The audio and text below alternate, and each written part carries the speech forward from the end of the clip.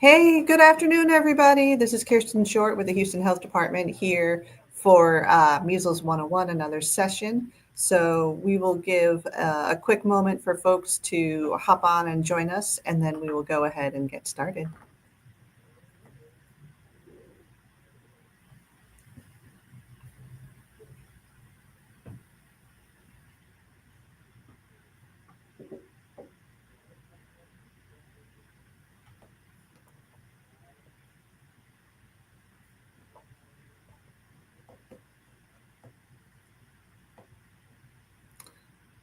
All right, and if you're just joining us, this is Kirsten Short. I'm here with the Houston Health Department for the Measles 101 live event that we have going on today.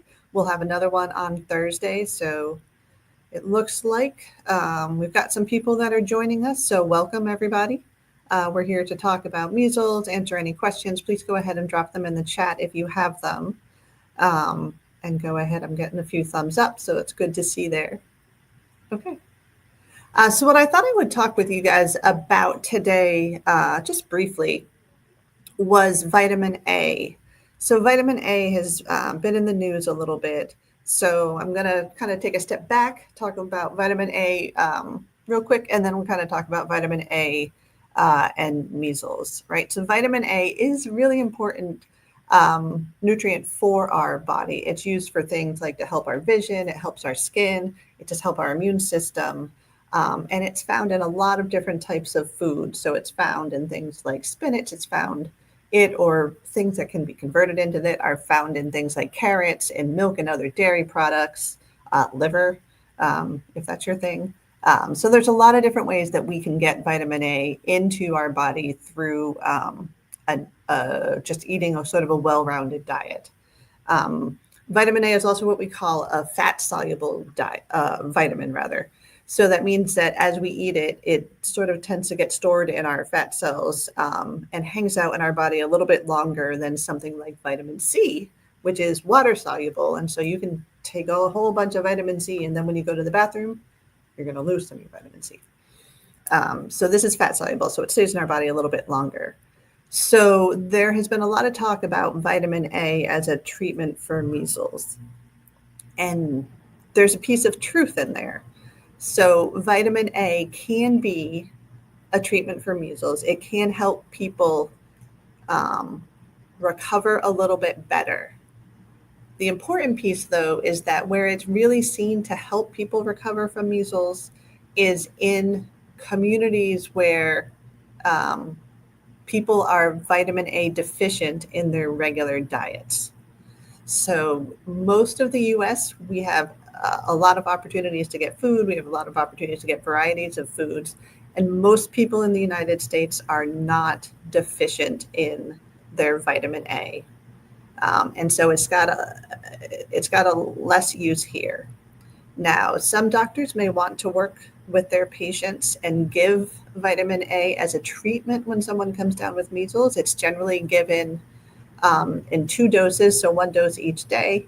Sometimes there can be a 3rd dose, and then you're done. That's all kind of you need. You take those doses, you get your vitamin A levels up, and then you're done with it. And it really should be done with a doctor. And the reason for that is, again, like we said, we talked about how vitamin A gets stored in our fat cells, so it hangs out in our body a little bit longer than other vitamins. And so if you are just taking vitamin A a lot, you can end up getting sort of an overabundance of it, which can lead to what we call toxicity or injury. I do see a question here. What foods might assist with getting immunity in vitamin A?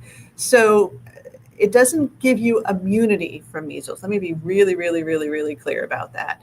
Vitamin A does not protect you from getting measles. What it does do is it plays a role in having sort of overall a healthy immune system, healthy vision, healthy skin, right? And so, but those foods where you're going to be able to get vitamin A into your body, it's going to be things like carrots, spinach, right? All those things those little kids like to eat, right? But also milk and dairy products, liver. I don't know about you, but my mother liked to serve liver at the dinner table every once in a while, and it was not my favorite.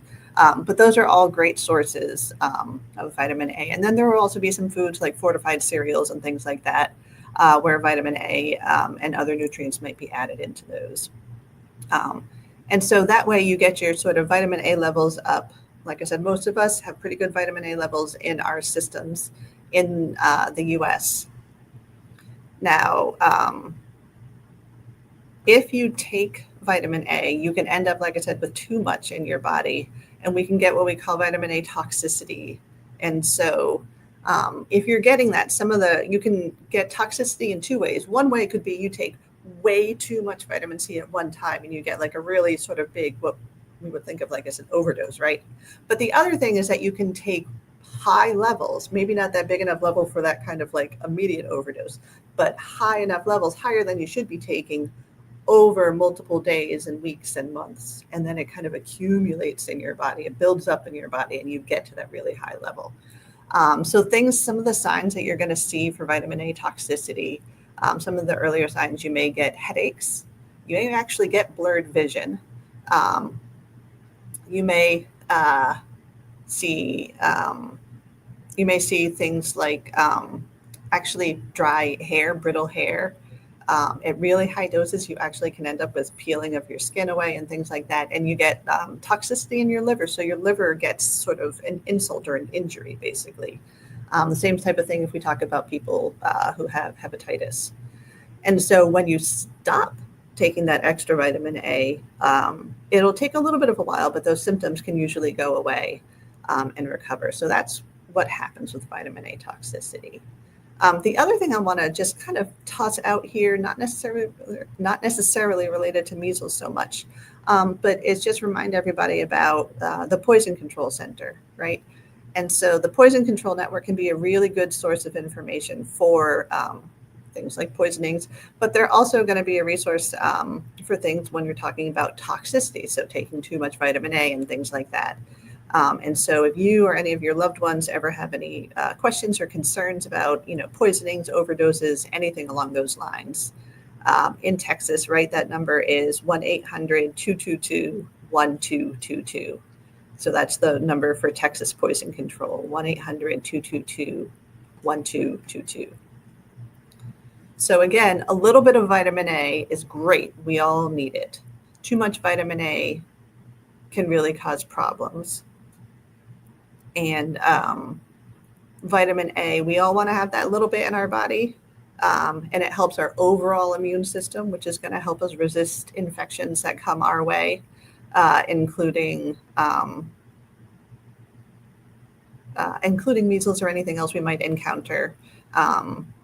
But too much is definitely going to cause problems for your body and do sort of the exact opposite of what you're hoping that you're going to be doing.